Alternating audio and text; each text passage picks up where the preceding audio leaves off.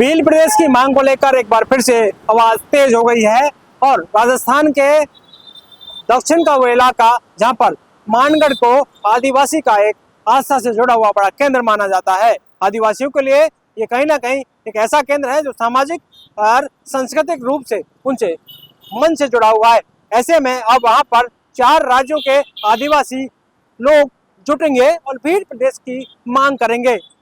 भील संदेश यात्रा को लेकर उनका ये आयोजन है, जिसे सामाजिक तौर पर कहा जा रहा है कि सामाजिक और सांस्कृतिक रूप से ये पूरा आयोजन हो रहा है।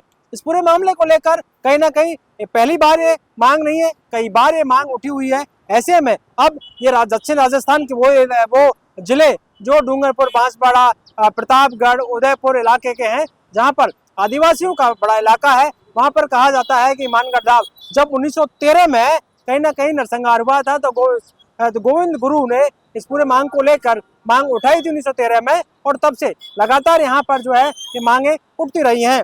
ऐसे में इस बात को लेकर तमाम चर्चाएं हैं कि राजस्थान, महाराष्ट्र, मध्य प्रदेश और जो कहा जा सकता है कि गुजरात वो इलाका है जहाँ पर आदिवासियों का इलाका है, वहां से ये मांग उठती रही है। इन 4 राज्यों के 39 जिलों में को मिलाकर एक भील प्रदेश बनाने की मांग की जाती रही है। ऐसे में ये भील प्रदेश बनाने की संदेश यात्रा है। इस यात्रा को लेकर हजारों की संख्या में जो है आदिवासी जुटेंगे और इस बात को लेकर तमाम जो है चर्चाएं शुरू हो गई है कि दक्षिण राजस्थान का वो इलाका जहाँ पर कहीं ना कहीं राजनीतिक रूप से भी बड़ा जो इलाका है, इस पर नजरें हमेशा राजनीतिक पार्टियों की रही है। ऐसे में इस पूरे इलाके में इस यात्रा को लेकर तमाम चर्चाएं हैं और जो बाप पार्टी के सांसद राजकुमार रौत, उन्होंने भी एक बड़ा संदेश इस यात्रा के लिए दिया है और बाप पार्टी के अन्य जो विधायक हैं उन्होंने भी इसे बड़ा प्रचार प्रसार भी किया है बढ़ चढ़कर। ऐसे में कहा जा सकता है कि वो उनकी मौजूदगी पर रहेगी। हालांकि राजकुमार सांसद अभी देश से बाहर हैं,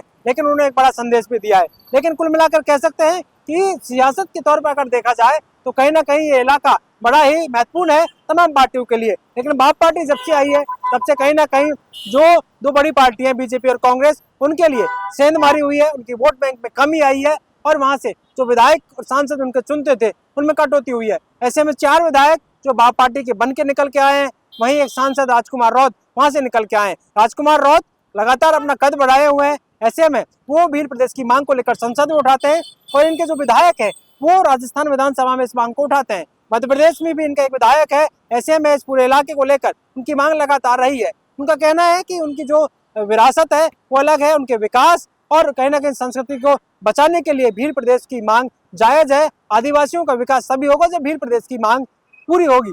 ऐसे में लगातार हालांकि समय समय पर इस बात को लेकर चर्चाएं जरूर होती हैं, लेकिन इसे सरकारें सिरे से खारिज कर देती हैं। दोनों ही पार्टियों से बात करें तो कहीं ना कहीं इस बात से जब नेताओं से बात की जाती है तो ये कहते हैं कि राजस्थान का इलाका एक ऐसा इलाका है जहाँ पर अलग प्रदेश की बात करना बेकाबी जो है बेनामी होगी। ऐसे में कहा जा सकता है कि ये जो संदेश यात्रा हो रही है इसके तहत कई सांस्कृतिक कार्यक्रम वहाँ पर होंगे, जिसके लिए शासन और प्रशासन की माकूल व्यवस्थाएं हैं। शासन प्रशासन ने कहीं ना कहीं बातचीत की है आयोजन कमेटी से और तमाम व्यवस्थाओं को लेकर बातचीत की है।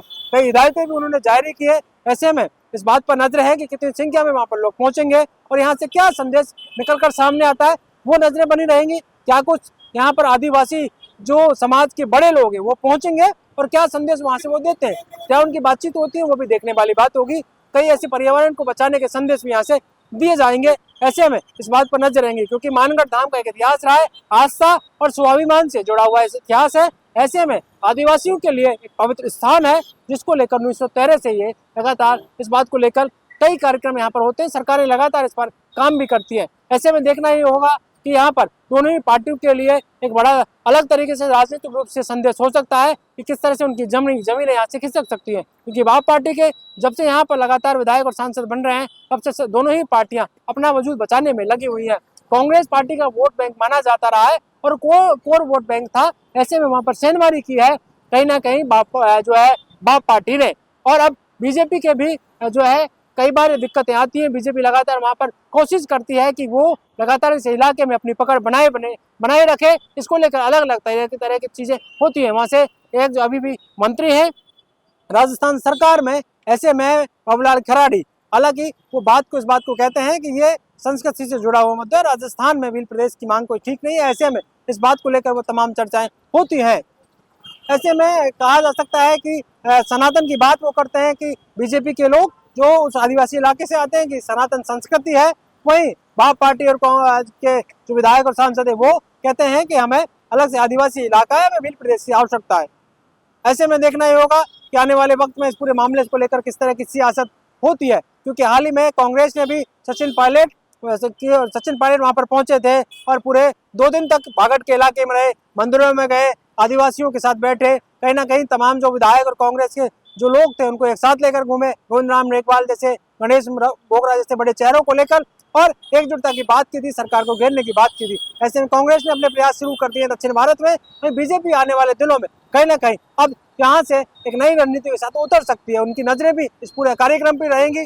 कहीं ना कहीं ये बात तय है कि आने वाले वक्त में दक्षिण राजस्थान का इलाका मुख्य केंद्र में राजस्थान की राजनीति में हो सकता है, क्योंकि दक्षिण राजस्थान से क्योंकि बड़ी सेंधमारी जब आदिवासी पार्टी अगर कर सकती है तो उसके लिए दोनों ही पार्टियां कहीं ना कहीं अपनी तैयारियों को लेकर अब तेज हो सकती हैं, तेज तैयारियां कर सकती हैं। इस पर हमारी नजरें बनी रहेंगी तमाम चीजों को लेकर, इसी पूरी संदेश यात्रा को लेकर किस तरह की चीजें सामने निकल कर आती है, क्या संख्या वहां पर रहती है, क्या संदेश निकल कर सामने आता है। लेकिन दोनों ही पार्टियों की यहाँ पर कहा जा सकता है कि अब उस पूरे मामले पर एक नई रणनीति बनानी होगी, क्योंकि दक्षिण राजस्थान का इलाका जहाँ पर दोनों ही पार्टियों के लिए वोट बैंक माना जाता है, खासकर कांग्रेस के लिए।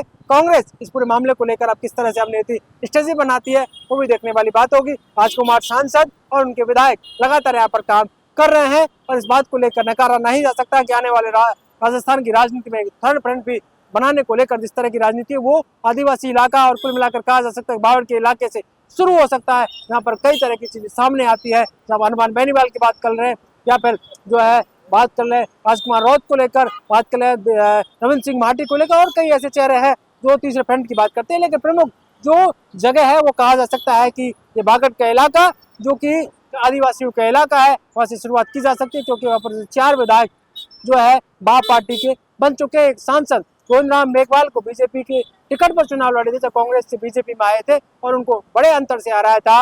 वहां पर राजकुमार राउत लगातार आदिवासियों के लिए एक बड़ा चेहरा निकलकर सामने आ रहे हैं, तो कहीं ना कहीं उनका बड़ा संदेश इस संदेश यात्रा को लेकर था, उन्होंने तमाम चीजें सामने रखी। अब देखना होगा मानगढ़ धाम से किस तरह का संदेश भील प्रदेश को लेकर होता है। भील प्रदेश की मांग को लेकर ये पुख्ता जो है यहाँ पर मांग और जोर पकड़ती मांग है, जो कहीं ना कहीं राजस्थान से 4 प्रदेशों के लिए 39 जिलों को लेकर ये जो है चारों जो राज्य हैं उन 39 जिले आदिवासी बहुल है, जिनको लेकर ये मांग लगातार की जा रही है। देखना होगा आने वाले वक्त में राजस्थान की राजनीति में किस तरह की इस भील प्रदेश की लेकर राजनीति होती है। पॉलिटिकल पंचायत के लिए कैमरामैन राकेश के साथ दशरथ सिंह।